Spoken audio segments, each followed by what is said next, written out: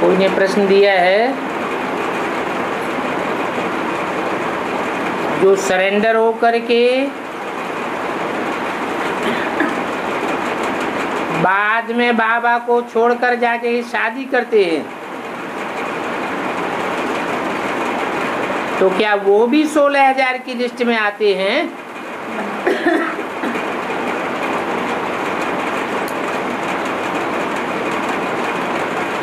और शादी कर ली तो बर्बादी कर ली, काहे की बर्बादी कर ली? अपने पद की बर्बादी कर ली।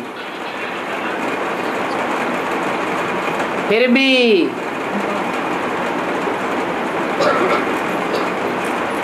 अगर दोबारा ज्ञान में आ जाते हैं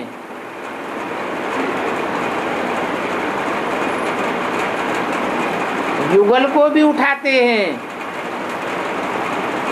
तो कुछ न कुछ ऊंच पद मिल सकता है। हो सकता है राज परिवार में भी आ जावे।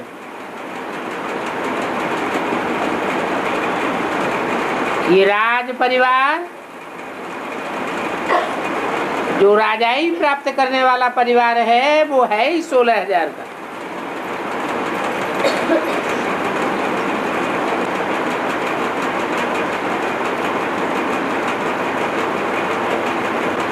गीता पाठशाला में बेटा और बहू को नहीं रखना है अगर भिखारी हैं।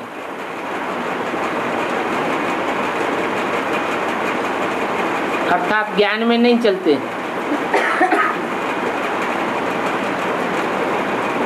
और फिर गीता पाठशाला का ही भाई अर्थात युगल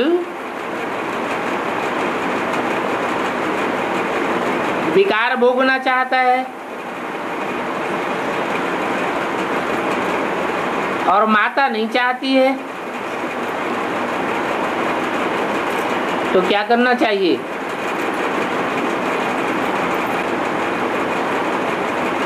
बांधेली माताएं होती हैं तो बांधेली माताएं क्या करती हैं? ज्ञान में चलना छोड़ देती हैं क्या? नहीं छोड़ देती।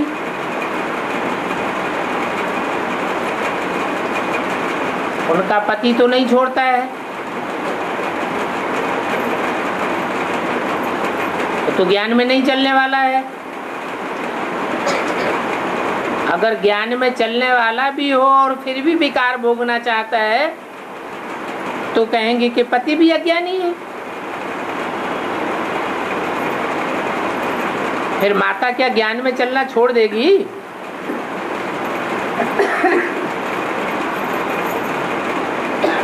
नहीं छोड़ सकती। अगर सच्ची है तो अपने ऊपर जब अत्याचार होता है तो अपने को मुर्दा बनाएगी। बाप की याद में ऊपर उड़ जाएगी, उस पर कोई दोष नहीं लगेगा। अगला प्रश्न है, कोई भी आत्मा हो, पुरुष हो या स्त्री, बाबा का परिचय मिला,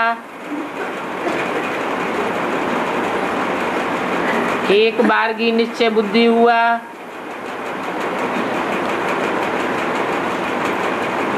भट्टी भी कर ली,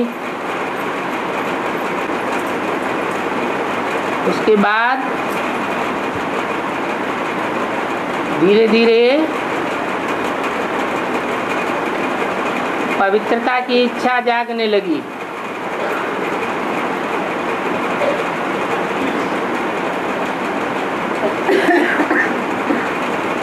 पवित्रता के संस्कार उस आत्मा में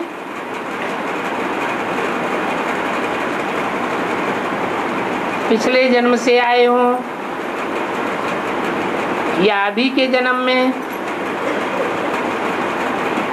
बाबा का परिचय पाने के बाद आए,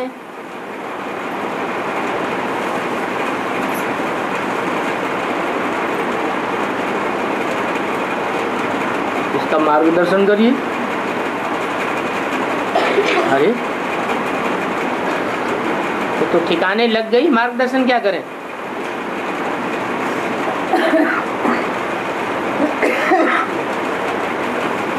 अगर नीचे गिरती है तो मार्गदर्शन करने की बात है।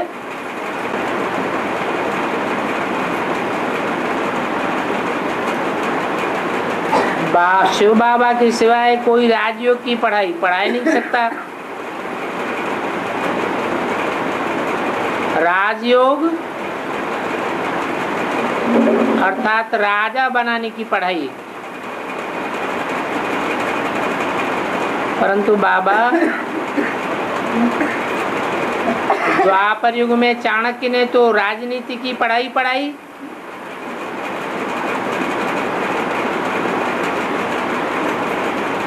तो उस पढ़ाई में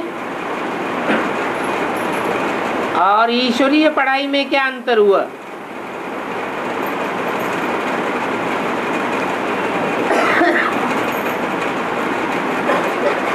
द्वापर युग से जो राजाएं हुए हैं वो सब हिंसक राजाएं हुए हैं या अहिंसक राजाएं हुए हैं? हिंसक राजाएं हुए हैं। मनुष्य गुरु हिंसा करने वाली पढ़ाई पढ़ाते हैं और बाप आकर अहिंसक बनाते हैं।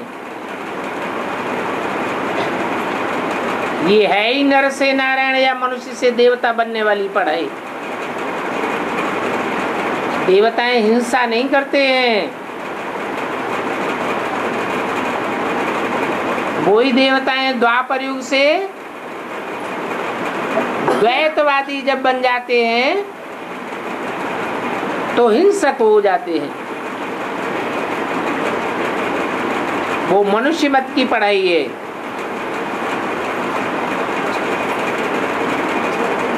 और ये ईश्वरीय पढ़ाई है।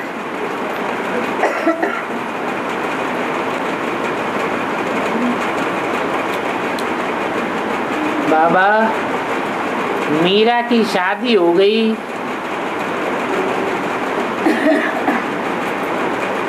फिर भी उसने कृष्ण को ही अपना पति माना।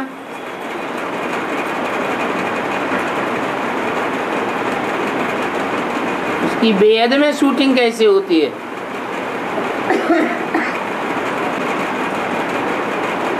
मीरा को टाइटल क्या मिला हुआ है?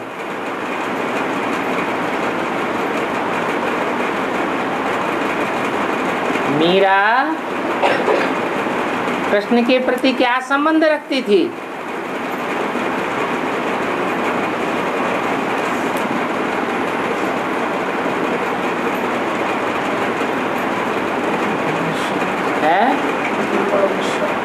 पति परमेश्वर नहीं, मीरा दासी।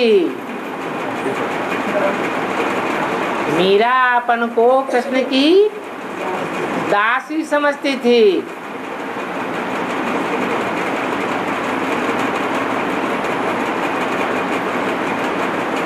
मीर कहा जाता है शाहजादी को और मीरा कहा जाता है शाहजादी को।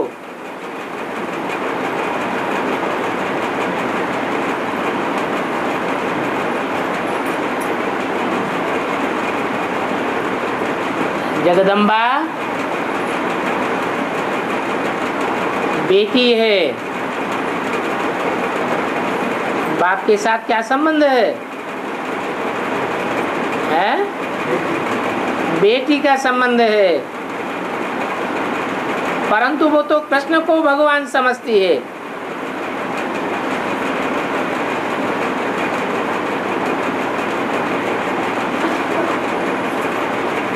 कृष्ण को ही अपना पति सब कुछ समझती है।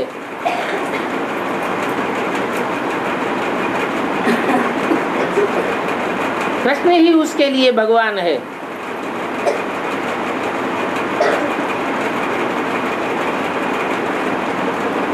दूसरा कोई भगवान नहीं, दूसरा कोई पति परमेश्वर नहीं।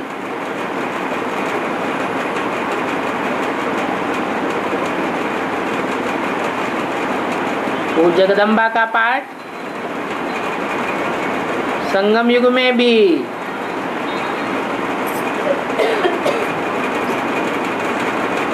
आदि से अंत तक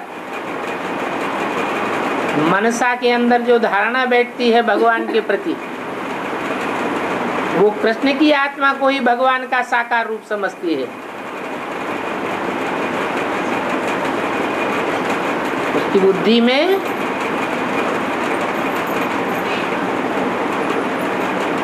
संपन्न होने की स्टेज आने तक भी, संपन्न होने के बाद नहीं, गीता का भगवान कौन है? कृष्ण ही बुद्धि में बैठता है।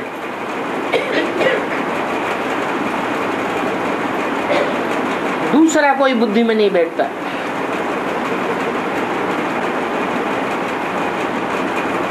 अगला प्रश्न है, क्लास के टाइम कोई कोई को बहुत नींद आती है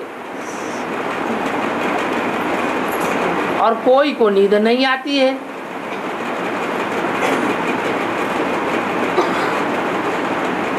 इसका मतलब क्या है?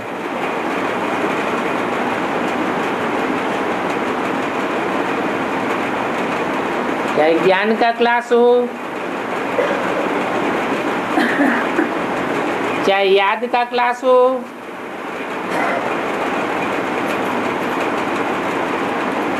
सारा दिन नींद नहीं आएगी और याद के टाइम पर, मुरली के टाइम पर नींद आएगी। तो इससे साबित होता है कि आत्मा के ऊपर पापों का बोझा ज्यादा चढ़ गया है। जो बोझा उसे पुरुषार्थ करने ही नहीं देता है।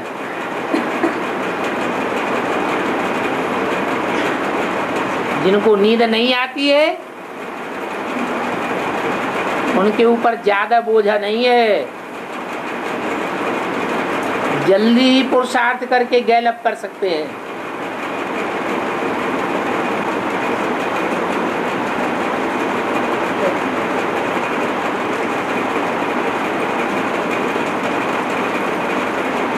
बाबा ने मुरली में कहा है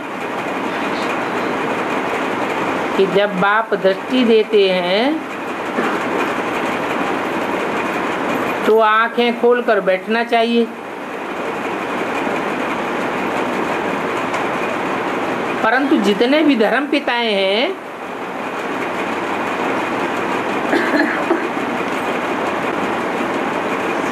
उन सबकी आंखें बंद हैं। ऐसा है?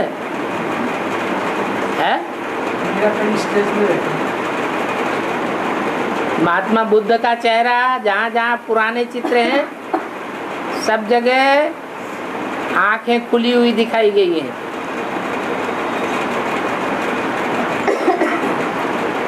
गुरु नानक के चेहरे में आंखें खुली हुई दिखाई गई हैं। क्राइस्ट के चेहरे में भी आंखें खुली हुई दिखाई गई हैं, परंतु निराकारी स्टेज झलकती है। उन धर्म पिताओं के चित्रों में बंद आंखें नहीं दिखाई गई हैं।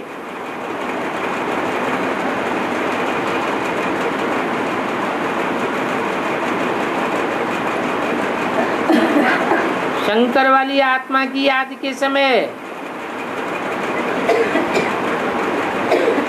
आंखें बंद हैं। भक्ति मार्ग के चित्रों में आंखें बंद दिखाते हैं, आधी खुली हुई और निराकारी स्टेज में दिखाते हैं।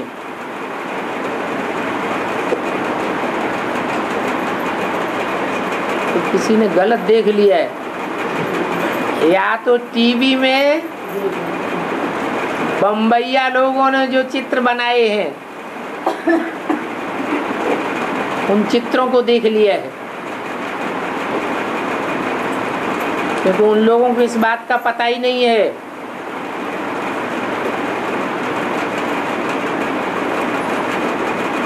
कि धर्म पिताएं वो भी धर्म पिताएं हैं। और शंकर वाली आत्मा भी धर्म पिता है।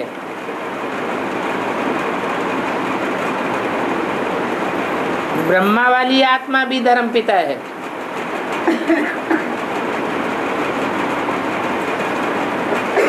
सभी धर्म पिताएं खुली आंखों वाले हैं और उनके चित्र भी मिलते हैं।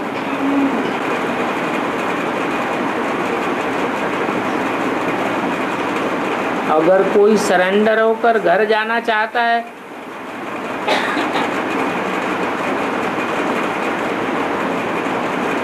चाहता है, घर गया तो नहीं,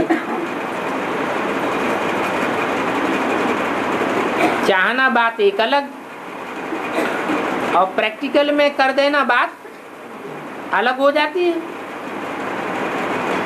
तो घर जाना चाहता है, फिर वो दोबारा यज्ञ में आ जाए तो उसकी शूटिंग क्या होती है? कारण या कारण है। घर जाना होता है, कोई परमिशन लेकर के घर जाते हैं, कोई बिना परमिशन के चले जाते हैं। तो दोनों का अलग अलग हिसाब किताब होगा या एक ही होगा? हिसाब किताब तो अलग अलग हो जाएगा। जो परमिशन लेके जाते हैं और टाइम की लिमिट लेकर के जाते हैं, उस टाइम के अंदर ही अगर वापस आ जाते तो कोई बोझ नहीं। और परमिशन भी लेकर के नहीं गए और टाइम की लिमिट बता करके भी नहीं गए, अवज्ञा करके चले गए, फिर कोई जल्दी वापस आ जाए या कोई देर से वापस आ जाए तो हिसाब किताब तो जरूर बनेगा।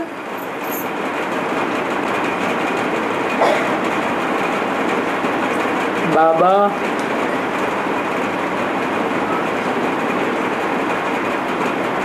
जब बाबा प्रत्यक्ष होगा तब बाहर की दुनिया को के बड़े बड़े सन्यासी या गुरु लोग या दीदी दादी को पता चल जाएगा कि हम लोगों ने इतनी तपस्या की लेकिन हमको भगवान नहीं मिला। इन साधारण मनुष्यों को भगवान मिल गया, जिन्हें दुनिया में कोई पूछता भी नहीं था। तो फिर उन सन्यासी गुरुओं दीदी दादियों आदि की जिन्होंने इतनी तपस्या की, उनकी क्या हालत होगी? तो बाबा ने बता दिया, बोलेंगे हो प्रभु तेरी लीला अपरम अपार, जो हमने नहीं पहचाना और जो साधारण समझे जाते थे उन्होंने पहचान लिया। समझेंगे कि हमारे पूर्व जन्म के कर्म खोटे हैं, इस जन्म के भी कर्म खोटे हैं जो दुनिया को हमने बुद्धू बनाया, और इनके कर्म अच्छे हैं। ये अंदर बाहर से भगवान की नजरों में साफ हैं और हम साफ नहीं हैं। इस बात का एहसास करेंगे।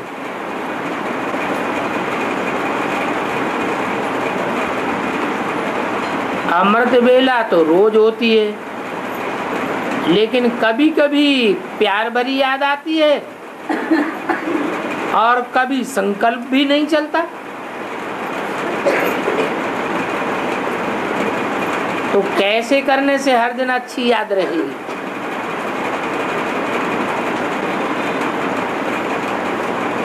जितना अर्पण में होंगे उतना दर्पण पावरफुल बनेगा। और जितना ज्ञान का दर्पण पावरफुल बनेगा उतना दूसरों को अच्छा समझा सकेंगे, अच्छी सेवा कर सकेंगे। और जो सेवा अच्छी करते हैं उनको बाप याद करता है। बाप किन बच्चों को याद करता है? सर्वसेवल बच्चों को याद करता है। तो जिन सर्वसेवल बच्चों को बाप याद करेगा उनकी याद तो जरूर तीखी हो जाएगी।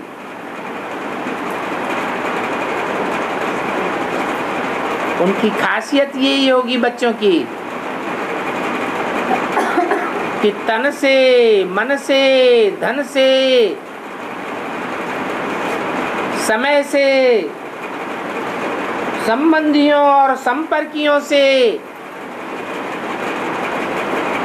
सब प्रकार की शक्तियों से बाप की सेवा में लगे रहना और प्यार से लगे रहना।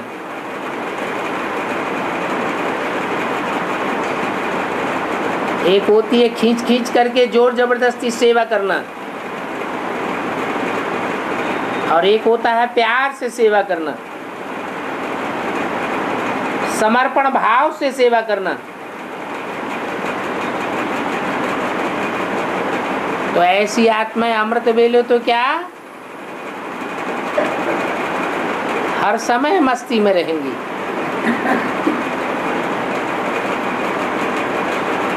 सेवा ही मेवा का खुराक देती रहेगी। सेवा नहीं करेंगे, मेवा लेने के अधिकारी बनते रहेंगे।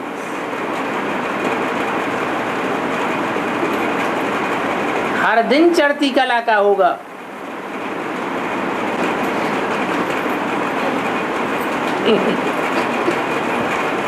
कोई ने टीवी देखा और टीवी में कश्यप ऋषि को पतला पतला दिखाई दिया है और द्वितीय अदिति को मोटा मोटा दिखाई दिया है। तो प्रश्न किया है कश्यप ऋषि इतना पतला क्यों है और द्वितीय अदिति इतनी मोटी क्यों दिखाई गई है? एक सीरियल बनाएगा तो मोटे आदमियों को रख देगा रोल प्ले करने के लिए, और वही सीरियल दूसरा व्यक्ति बनाएगा तो पतले आदमियों को रख सकता है। इसमें क्या बड़ी बात हो गई?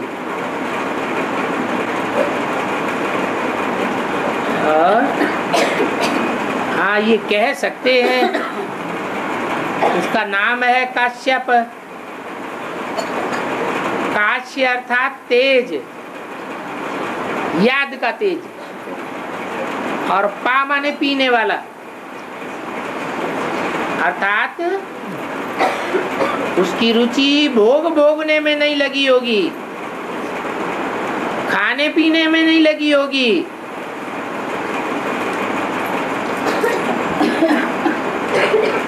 याद की शक्ति को पीता होगा।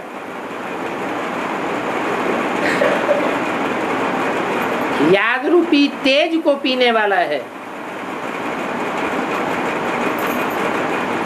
जो जितना कड़ा तपस्वी होता है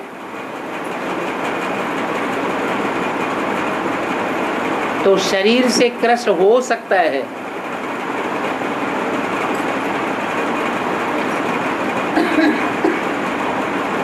बाकी दीति को तो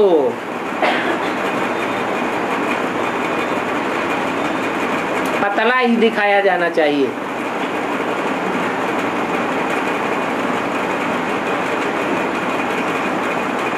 नहीं, अदिति को तो पतला ही दिखाया जाना चाहिए।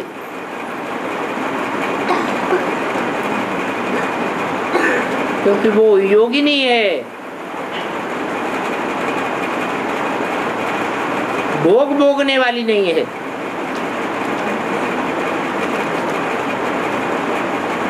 दैत्यों की माँ दिति को भोग भोगने वाली दिखाया गया है।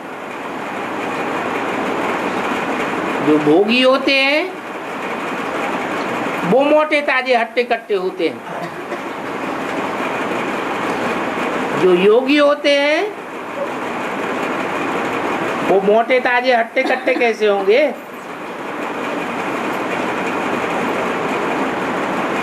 और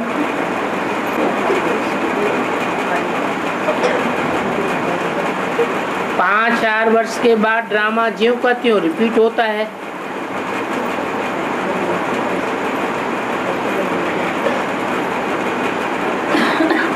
तो किस पुरुषार्थ के आधार पर ड्रामा में कुछ परिवर्तन किया जाए?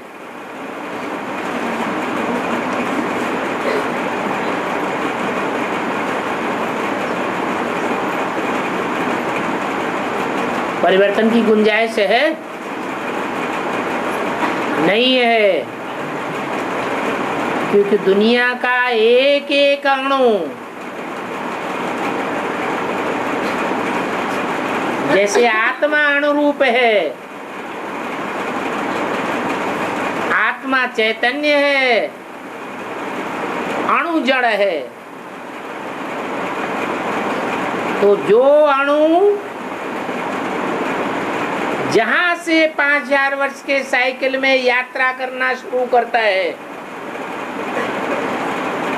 अथवा जो भी आत्मा जहां से यात्रा करना शुरू करती है, 5000 वर्ष का चक्र पूरा होने के बाद वो वैसा ही चक्र पूरा करके वहीं पहुंचती है। और 5000 वर्ष की यात्रा में हर अणु और हर आत्मा का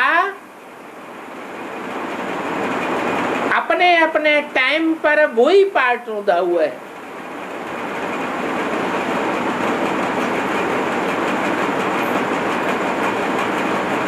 वो टाइम की सुई आती है और वही पार्ट चलता है।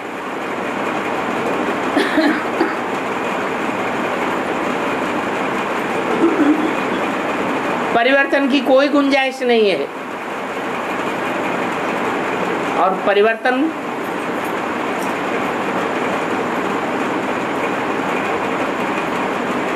की जरूरत क्यों है? परिवर्तन की जरूरत तो तब हो जब हमें आगे और पीछे का पता हो। हमको आगे और पीछे का पता है? तो हम किस बात का परिवर्तन करेंगे?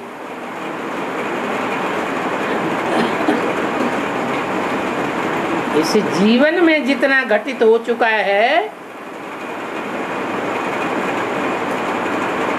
उसको भी परिवर्तन नहीं किया जा सकता, क्योंकि इस जीवन में भी जो कुछ घटित हुआ है वो समय की सुई के आधार पर घटित हुआ है।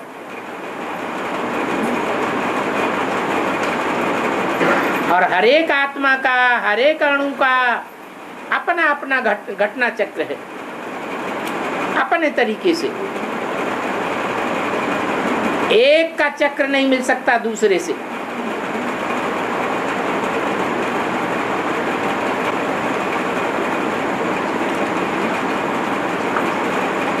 त्रेता युग में कौन सी आत्मा जाकर के पुरुषोत्तम पार्ट बजाएगी? राम या सीता वाली आत्मा?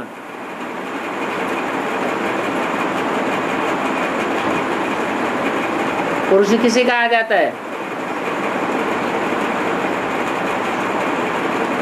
पुरुष माने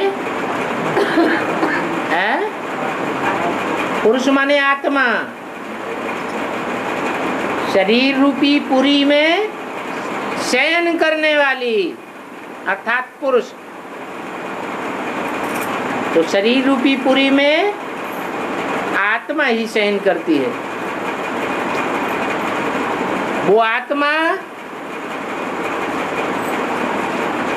पुरुषोत्तम कौन सी युग में बनती है?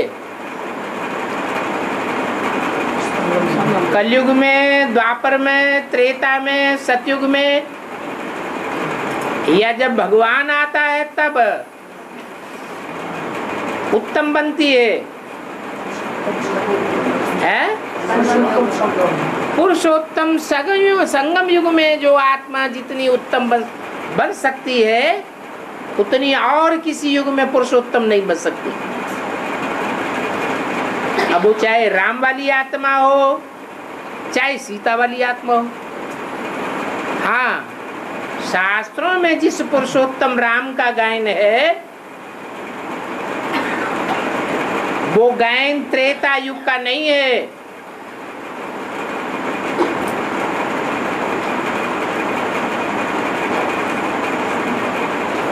त्रेता युग की शूटिंग का हो सकता है, लेकिन शास्त्रों में जो भी गायन पूजन यादगार त्योहार दिए हुए हैं, वो संगम युग की यादगार हैं। सतयुग त्रेता की कोई हिस्ट्री शास्त्रों में नहीं है।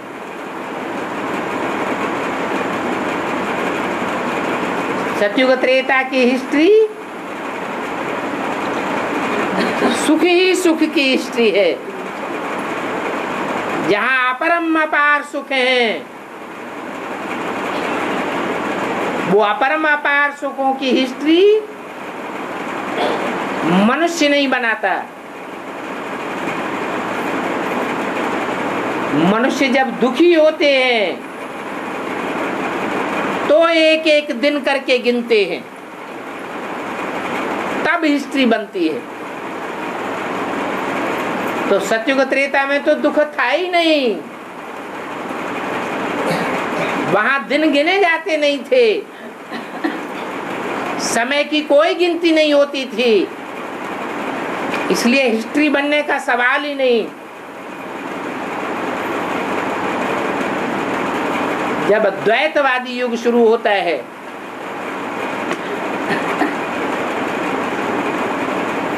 दो दो धर्म, दो दो राज्य, दो दो कुल, दो दो मतें शुरू हो जाती हैं, तब झगड़े टंटे की दुनिया शुरू होती है,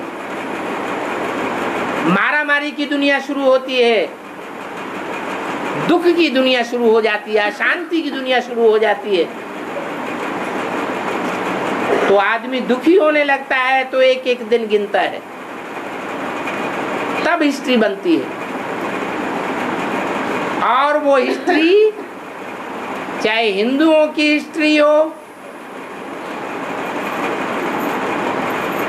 शक संवत हो, हूण संवत हो, विक्रम संवत हो,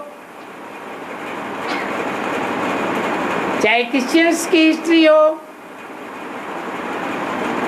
ख्रिस्ती संवत, इसे ईसाई संवत कहा जाता है, चाहे मुसलमानों का संवत हो, हिजरी संवत,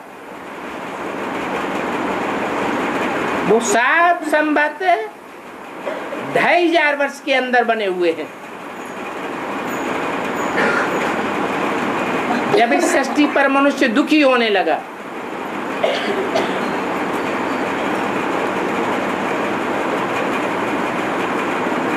तो मर्यादा पुरुषोत्तम राम की हिस्ट्री त्रेता की भी हिस्ट्री नहीं है। त्रेता में भी सुख 2 कला कम हो जाता है।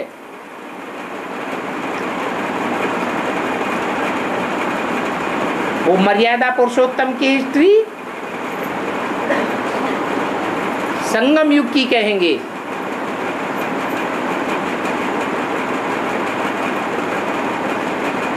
जो संगम युग में सीता वाली आत्मा पूरी मर्यादा पुरुषोत्तम का पार्ट बजाती है, वही त्रेता युग में जाकर के 9वां जन्म लेकर पुरुष चोला धारण करती है और राम की उपाधि धारण करती है।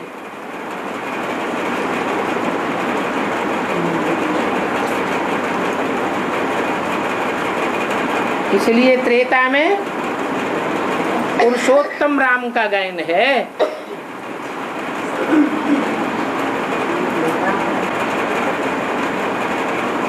कोई माता गीता पाठशाला को मिनी मधुबन बनाना चाहती है।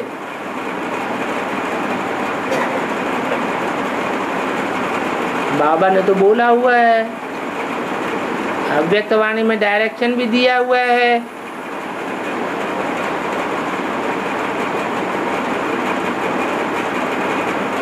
गीता पाठशाला को ऐसा नक्शा बनाओ जो मिनी मधुबन दिखाई दे।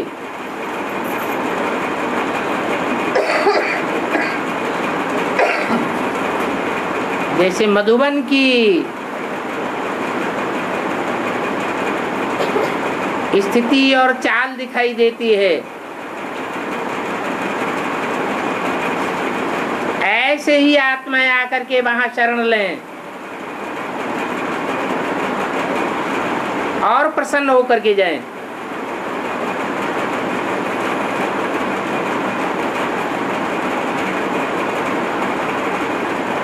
आत्मा भाई भाई का अनुभव तक पहुंचे,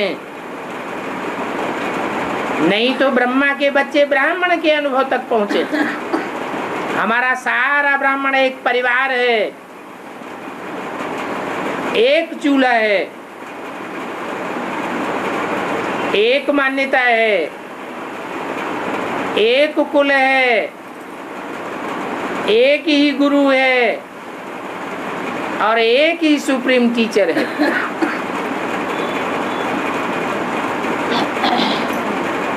मधुबन में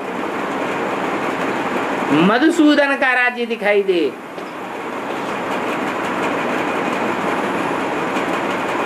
ऐसा गीता पाठशाला का नक्शा बनाओ तो बाप दादा से पूछने की दरकार ही नहीं रहेगी।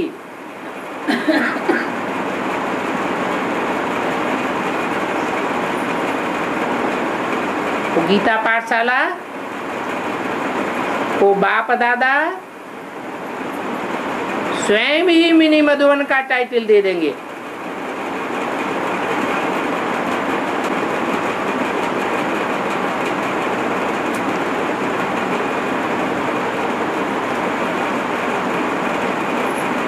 कौन सी बीके गीता पाठशाला कोड करा है? कोडक करा ये कहाँ पर है?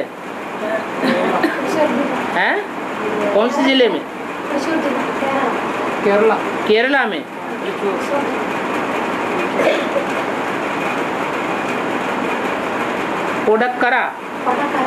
कोडकरा बीके गीता पाठशाला में मुझे निमित्त बना दिया है। वहां की आत्माओं को माउंट आबू मधुबन में ले जाने में कोई दोष है?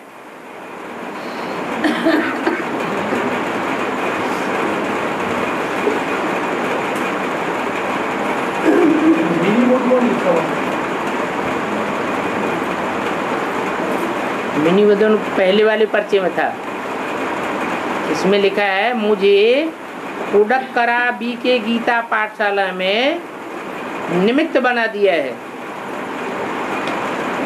इंचार्ज। मुझे वहां की आत्माओं को माउंट आबू मधुबन में ले जाने से कोई दोष है क्या?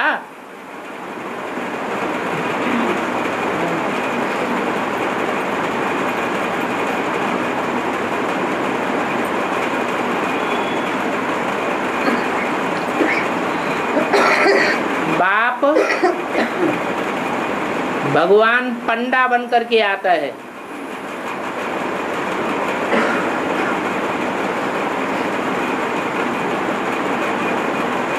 शांति धाम सुख धाम का रास्ता बताने के लिए आता है। पंडा बन करके कहाँ का रास्ता बताता है? सुखधाम और शांति धाम का रास्ता बताता है। हम उस पंडा बाप के बच्चे हैं पंडे।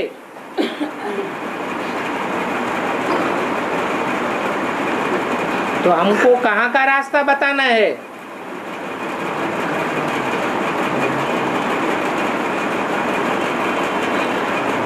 है? बाप के घर का रास्ता बताना है। अब बाप क्या माउंट आबू में बैठा हुआ है? बैठा हुआ है?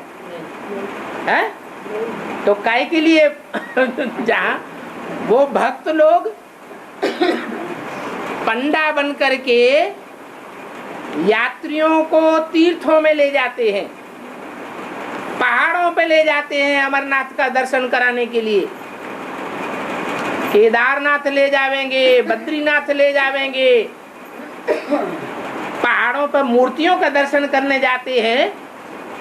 जड़ मूर्ति का दर्शन होता है या भगवान मिल जाता है?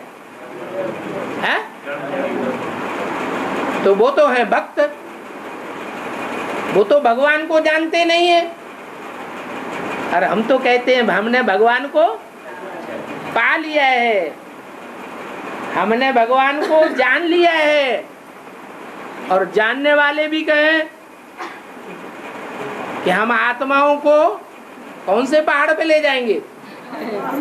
माउंट आबू पहाड़ पे। तो माउंट आबू पहाड़ पे भगवान बैठा है, भगवान बैठा है या ट्रांसलाइट की जड़ मूर्ति रखी हुई है? क्या रखा हुआ है? जड़ मूर्ति रखी हुई है। तो भक्ति में और ज्ञान में कोई फर्क ही नहीं रह गया। बाकी बाप कहते हैं कोई अगर भक्ति करना चाहता है तो उसको करने दो। पूछा है ना, वहां की आत्माओं को मुझे माउंट आबू मधुबन में ले जाने में कोई दोष है क्या?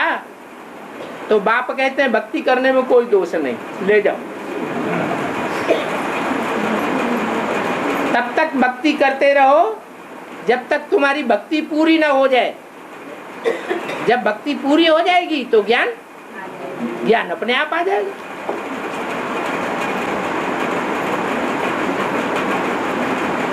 श्रेष्ठ स्थिति बनी रहे,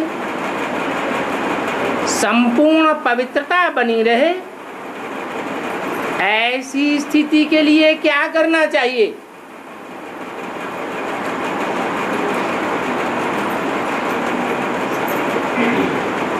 सतयुग में देवताओं की श्रेष्ठ स्थिति थी।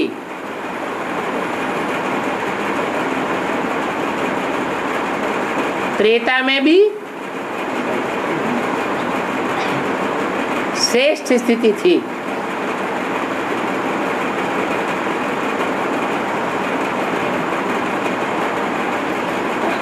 द्वापर में स्थिति नीचे गिरने लगी।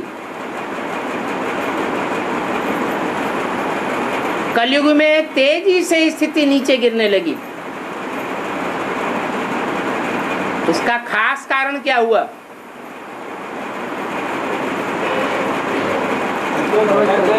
है? नहीं, क्यों भटक गए? क्यों छोड़ दी? देवभान भी क्यों आ गया? कोई कारण तो बताओ। है? भटकने क्यों लगे? कारण बताओ। दैहिक सुख भोग करते करते चैतन्य कुंठी हो गई।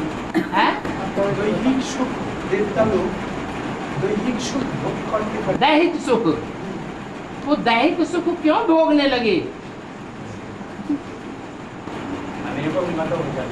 हाँ, जो भी ऊपर से धर्म पिताएं आए उन्होंने मति भ्रम पैदा कर दिया। उनके संग का रंग भारतवासियों को लगा।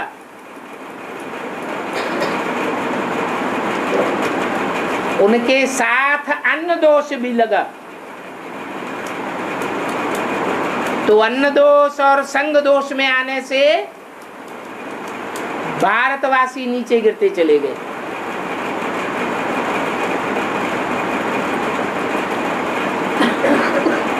मनुष्यों के संग दोष में आने से नीचे गिरे,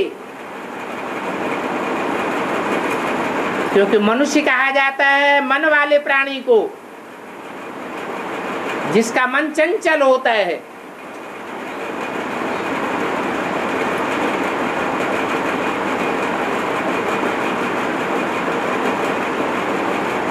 तो मनुष्य किसका संग करे? जो मन एकाग्र हो जाए, एक का संग करे या सर्वव्यापी का संग करे, अनेकों का करे।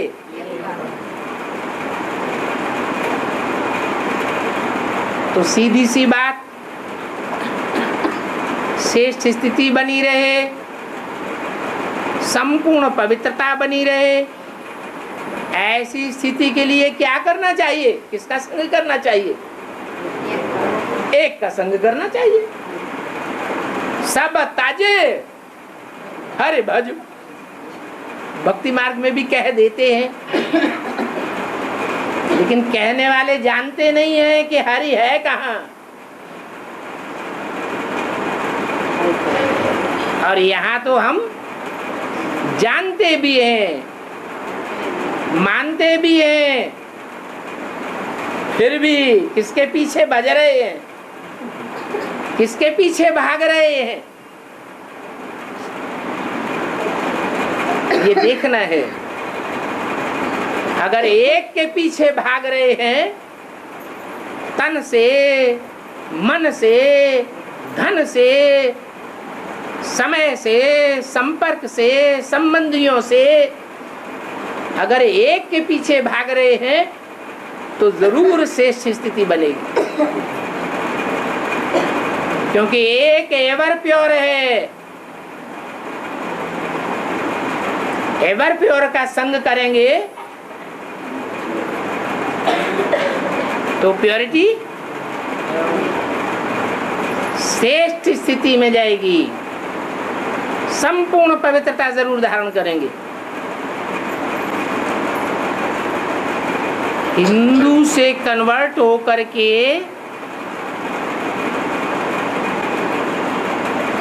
देवता बनते हैं, क्या उल्टा लिख दिया?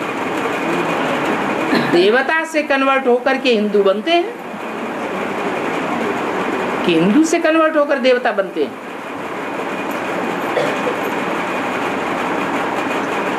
अगर हिंदू से कन्वर्ट होकर के देवता बनते हैं तो रंग बात है। डायरेक्ट देवता कोई नहीं बन सकता। ये कहेंगे कि हिंदू से कन्वर्ट होकर के ब्राह्मण बनते हैं असली, फिर ब्राह्मण से देवता बनते हैं।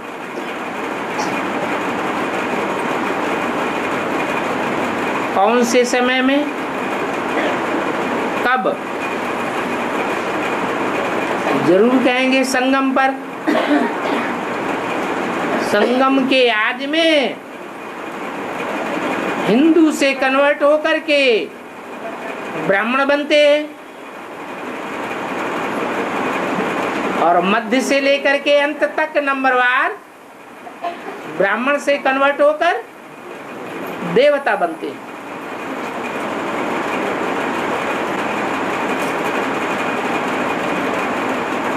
कोई कोई मिलते हैं तो कहते हैं कि मैंने इस जन्म में कर्म तो बहुत अच्छे किए, किसी को दुख भी नहीं दिया है, न देते हैं, और हर किसी की मदद भी करते हैं, फिर भी भगवान ने हमें इतना दुख क्यों दिया है? जबकि हमारे सामने वाला इसके विपरीत आचरण करता है, बहुतों को दुख देता है, कोई की मदद करने के बजाय और ही ठोकर मारता है, फिर भी इतना सुखी क्यों है? प्रश्न करने वाला क्या भूल गया? ये प्रश्न करने वाला क्या भूल गया? पुनर्जन्म की बात भूल गया। सिर्फ एक यही जन्म थोड़े ही है, आत्मा तो अनेक जन्म लेती है। अनेक जन्मों में अनेक प्रकार के अच्छे बुरे कर्म किए हैं। तो जो इस जन्म में अच्छे कर्म करते हैं, दूसरों को सुख भी देते हैं, दूसरों की मदद भी करते हैं, फिर भी बहुत दुखी रहते हैं, तो उन्हें क्या समझना चाहिए कि हमारे पूर्व जन्म के कर्म अच्छे नहीं हैं, इसलिए हमको इस जन्म में दुख मिल रहा है। हम दूसरों को सुख देते हैं, फिर भी दूसरे हमें दुखी करते हैं, तो हम हल्के हो रहे हैं या पापों का बोझा चढ़ाए रहे हैं? हल्के हो रहे हैं। खुशी आनी चाहिए कि हमारा भविष्य अच्छा बन रहा है, आगे आने वाले समय में हम बहुत सुखी हो जाएंगे।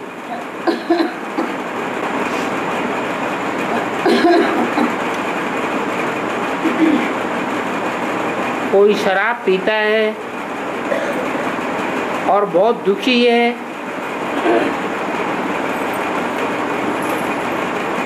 वो ज्ञान में आना चाहता है, तो क्या लाना चाहिए? अरे ज्ञान है काहे के लिए? ज्ञान का उद्देश्य क्या है?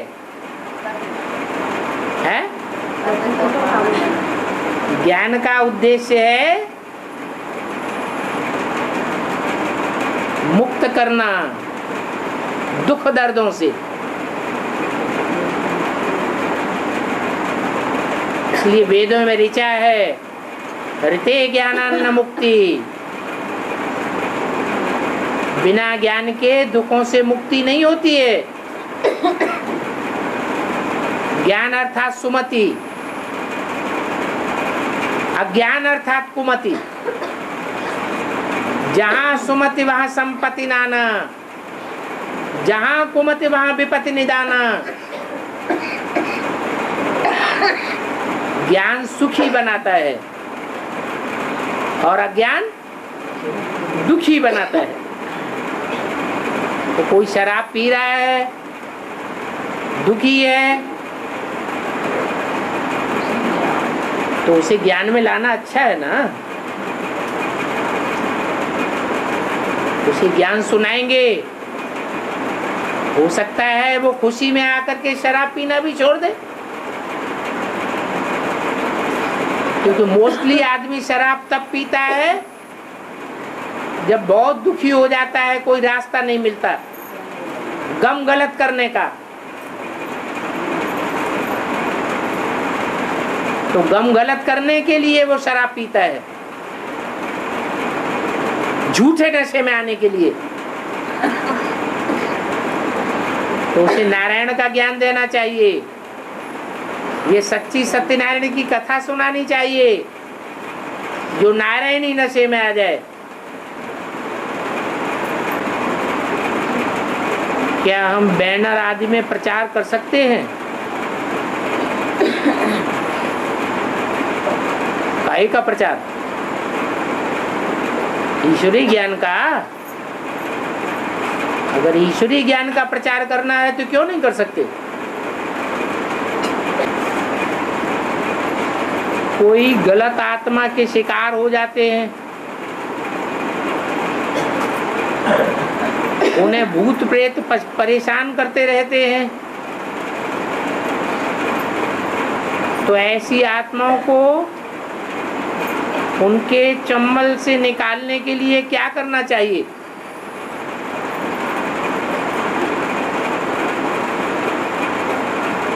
है?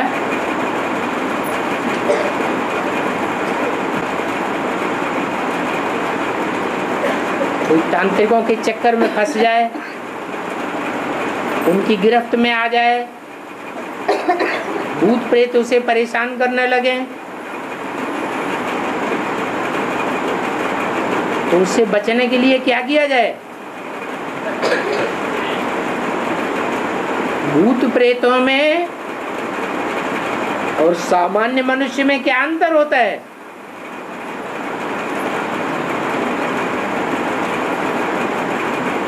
भूत प्रेतों को सिर्फ सूक्ष्म शरीर होता है और सामान्य मनुष्य में सूक्ष्म शरीर के साथ साथ स्थूल शरीर भी होता है।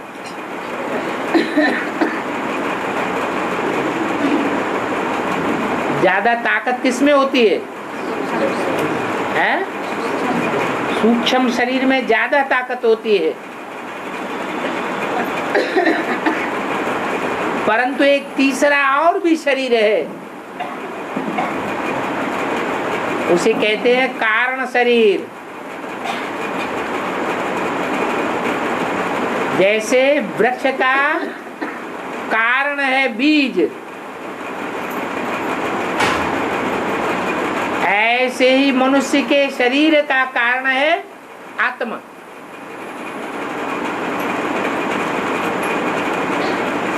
तो बीज में ज्यादा ताकत होती है, जड़ों में ज्यादा ताकत होती है, तने में ज्यादा ताकत होती है, टहनियों में ज्यादा ताकत होती है, पत्तों, फूल और फलों में ज्यादा ताकत होती है? बीज में ज्यादा ताकत होती है। तो जितना हम आत्मा बिंदु बीज की याद में टिकेंगे तो भूत प्रेत आत्माओं का कोई भी असर नहीं होगा। देह भान में रहेंगे तो इनका असर हो जाएगा। इसलिए जब विनाश होगा, दुनिया में चारों तरफ मौत का बाजार लगेगा,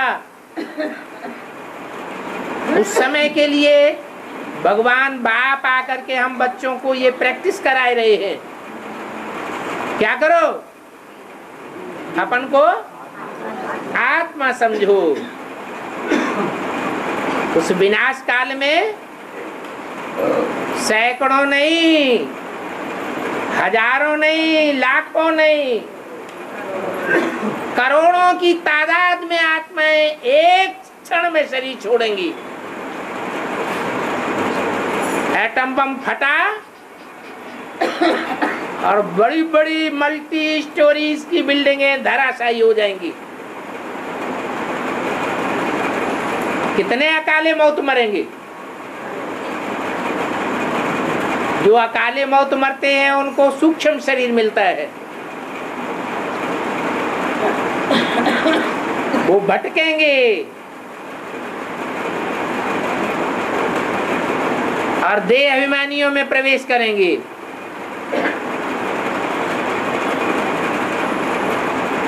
देह अभिमानी उनके प्रभाव में आ जाएंगे। जो आत्म की स्थिति वाले होंगे वो सेफ रहेंगे। और ये आत्म की स्थिति का फाउंडेशन डालने का बेला है अमृत बेला।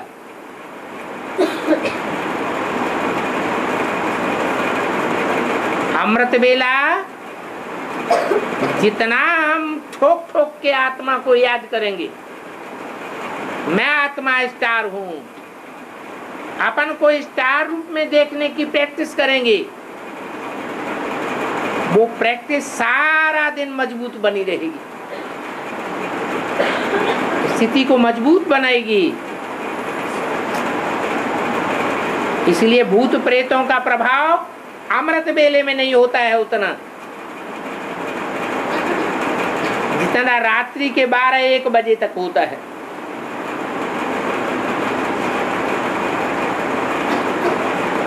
ये सूर्योदय की बेला है, बल वो हम हद का अमृत बेला है, क्योंकि बेहद का अमृत बेला तो ये पुरुषोत्तम संगम युग है, जब ज्ञान सूर्य संसार में उदय होता है।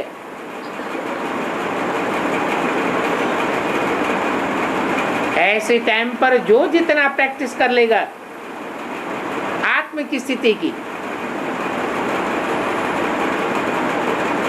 और ज्योति बिंदु आत्मा से परमात्मा बाप दूर नहीं है।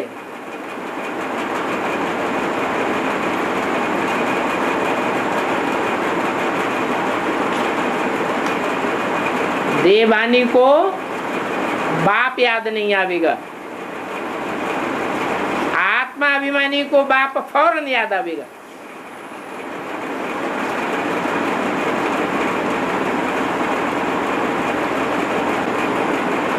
क्या लिखा है?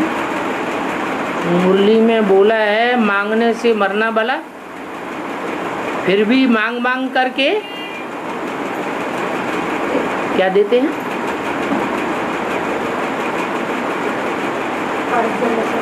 है? क्या मांग मांग करके क्या देते हैं?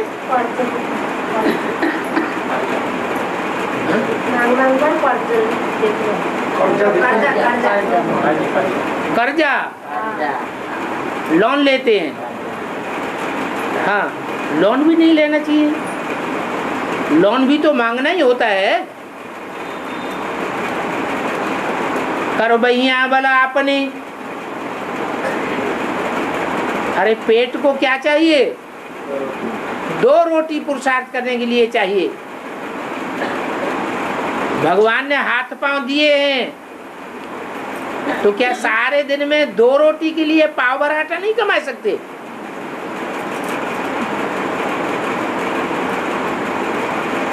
लेकिन अनेक प्रकार की इच्छाएं लेकर के जिंदगी में चलते हैं, तो फिर भीख मांगना पड़ता है, लोन लेते हैं। नहीं तो लोन लेने की भी कोई दरकार नहीं है।